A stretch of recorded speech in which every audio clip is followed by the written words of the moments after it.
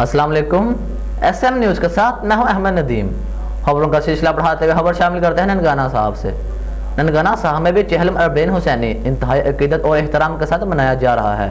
امام بارگاہ قصر فاطمۃ الزہرا سلام اللہ علیہا میں مجلس ہوئی، جس میں ملک کے ذاکر خرم عباس اور علامہ شرافت حسین بٹ نے حضرت امام حسین علیہ السلام اور ان کے ساتھیوں کی شہادت پر روشنی ڈالی، اور اختتام مجلس پر شبیہہ ذوالجناح علم اور تعزیہ کا جلوس برآمد ہوا۔ مزید تفصیلات جانتے ہیں بیورو چیف محمد رضوان سے۔ جی رضوان، آگاہ کیجیے گا۔ جی بالکل، ننکانہ صاحب میں بھی چہلم اربعین حسینی انتہائی عقیدت احترام کے ساتھ منایا جا رہا ہے۔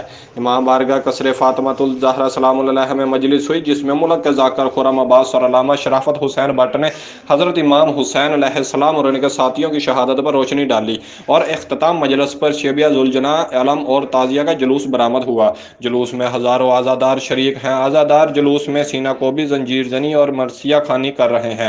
چہلم اربعین حسینی کا جلوس اپنے مقررہ راستوں سے ہوتا ہوا بیری والا چوک پہنچے گا، وہاں دوبارہ مجلس عزا ہوگی، جس میں مولانا سید حسن عسکری خطاب کریں گے۔ اختتام مجلس پر عزادار زنجیر زنی، نوحہ خوانی اور سینہ کوبی کریں گے۔ کربلا کے پیاسوں کی یاد میں عزاداروں کے لیے ٹھنڈے مشروبات کی سبیلیں بھی لگائی گئی ہیں۔ جلوس رات 8 بجے حسینی باغ پہنچ کر اختتام پذیر ہوگا۔ ننکانہ پولیس کی طرف سے جلوس کی سیکورٹی کے فل پروف انتظامات کیے گئے ہیں۔ جلوس میں شامل ہونے والے عزاداروں کی جامعہ تلاشی کے بعد شامل ہونے دیا جا رہا ہے۔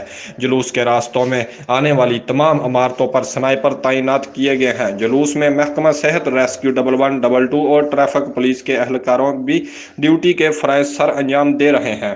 بہت شکریہ زمان تفصیلات سے آگاہ کرنے کا۔